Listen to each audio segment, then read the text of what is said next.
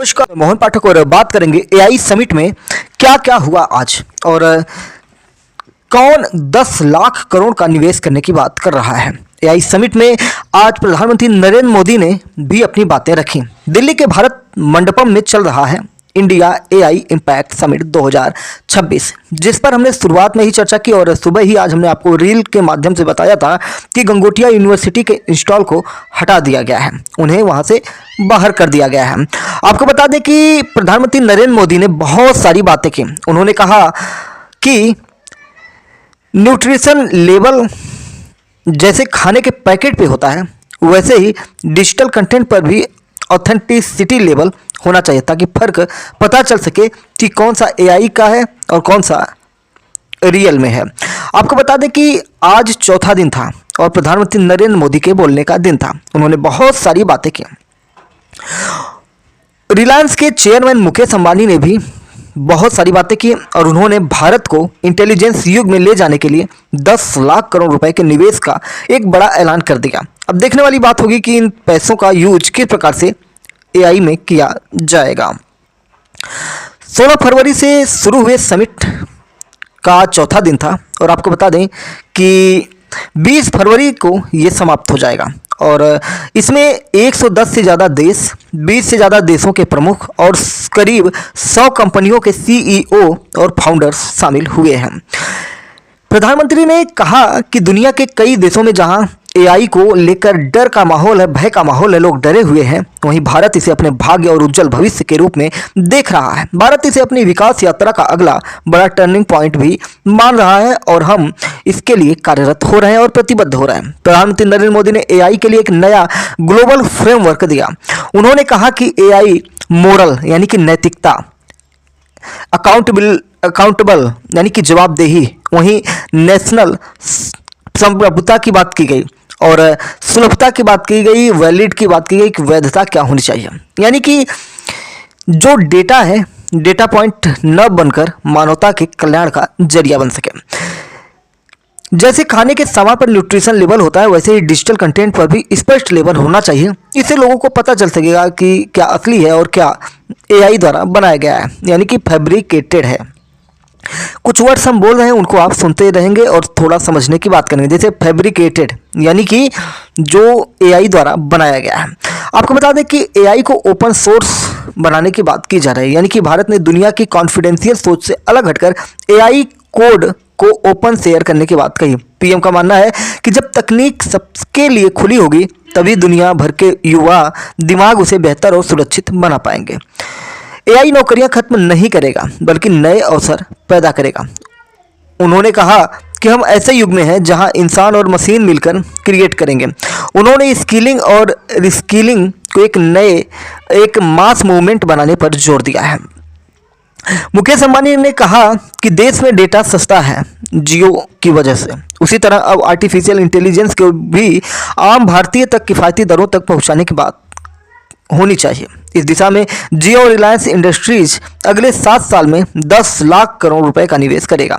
AI से पैदा होने वाली चिंताओं पर अंबानी ने अपनी बात रखी। उन्होंने कहा कि एआई वह मंत्र है जो हर यंत्र को तेज, बेहतर और स्मार्ट तरीके से काम करने की शक्ति दे देगा। मैं एआई को आधुनिक अच्छे पात्र के रूप में देखता हूँ तो अंतहीन पोषण प्रदान कर सकता है। एआई नौकरियां नहीं छीनेगा, बल्कि यह हाई स्किल काम के नए मौके पैदा कर देगा।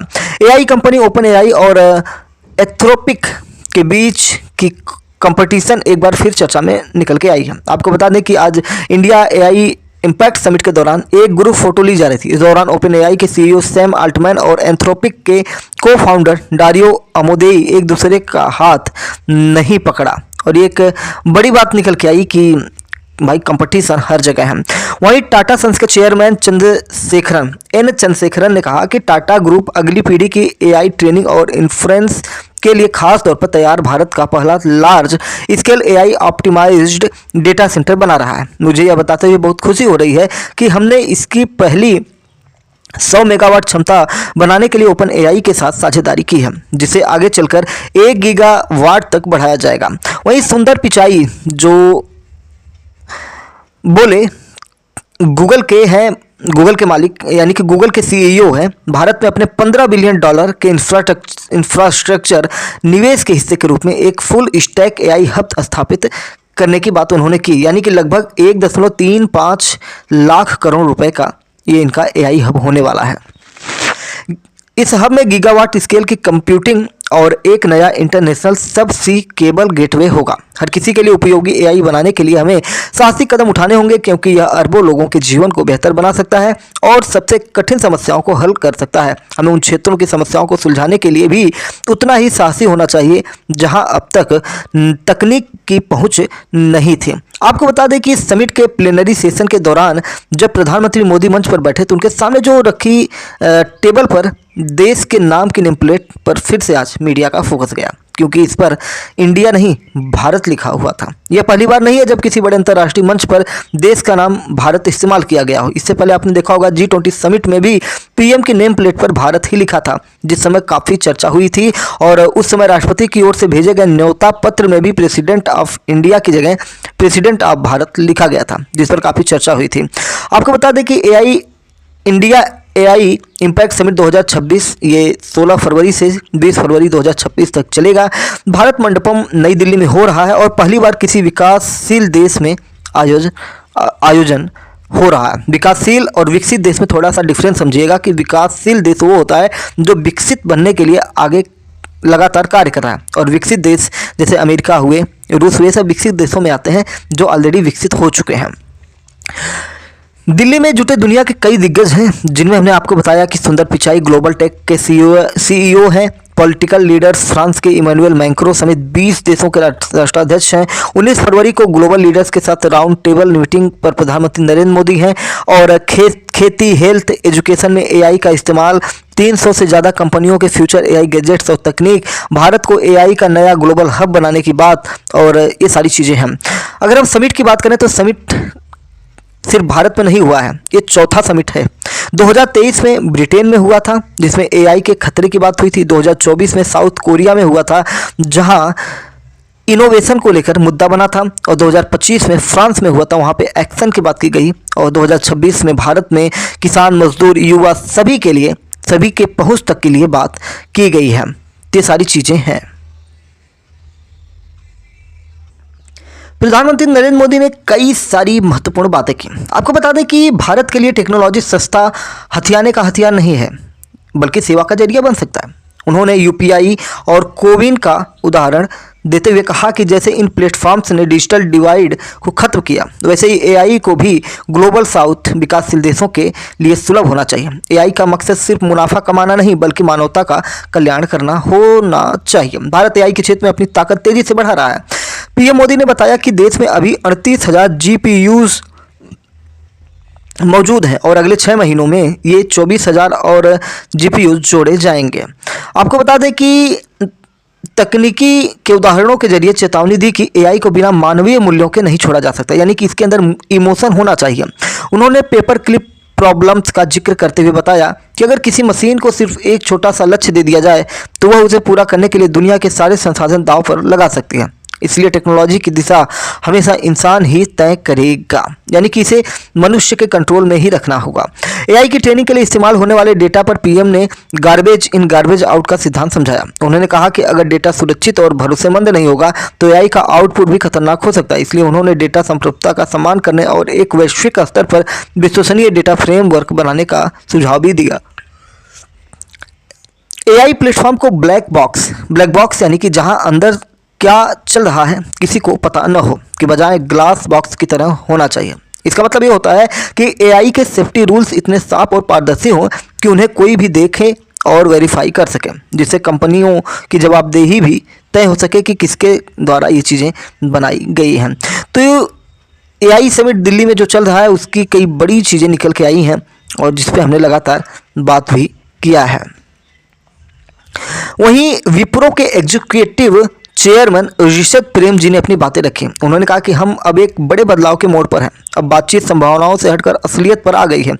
अब बात सिर्फ एक्सपेरिमेंट की नहीं बल्कि इसे अपनाने की है। यह सिर्फ पायलट प्रोजेक्ट तक सीमित नहीं रहा, अब इसका असर बड़े पैमाने पर दिख रहा है। टेक्नोलॉजी तभी मायने रखती है जब उसका इस्तेमाल जिम्मेदारी के साथ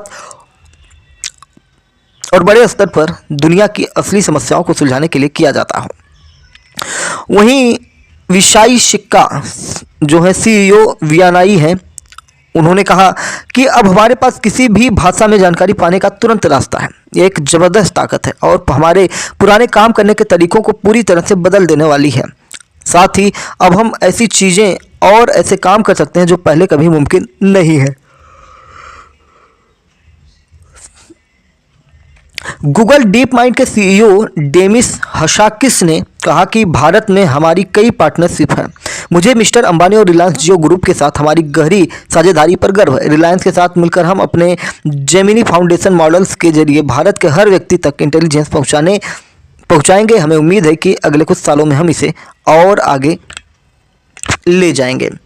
वहीं बहुत सारी चीज़ें हैं जो हमने आपको बताई हैं और उसको आपने लगातार सुना है। अंबानी ने क्या कहा वो सारी बातें हमने बोली। प्रधानमंत्री मोदी ने क्या कहा वो भी हमने आपको बता दिया। यानी कि प्रधानमंत्री नरेंद्र मोदी का जो आज का भाषण था वो ज़्यादा महत्वपूर्ण निकल के आया।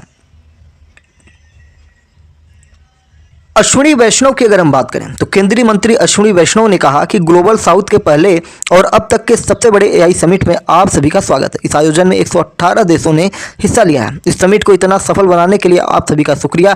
पीएम नरेंद्र मोदी का मानना है कि टेक्नोलॉजी की असली ताकत तभी है जब उसका फायदा आम जनता तक पहुंचे। हमारे प्रधानमंत्री का विजन तकनीक का लोकतंत्रीकरण करना, उसे बड़े स्तर पर लागू करना और समाज के हर व्यक्ति तक इसकी पहुंच आसान बनाना है। ऐसा कहकर उन्होंने इस कार्यक्रम को आगे बढ़वाया था।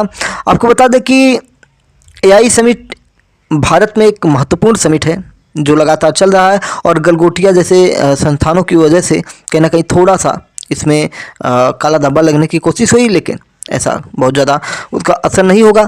चैनल पर नए तो चैनल को सब्सक्राइब करके daily current affairs news analysis के लिए हमारे साथ जुड़ सकते हैं। जय नमस्कार, भारत माता की जय।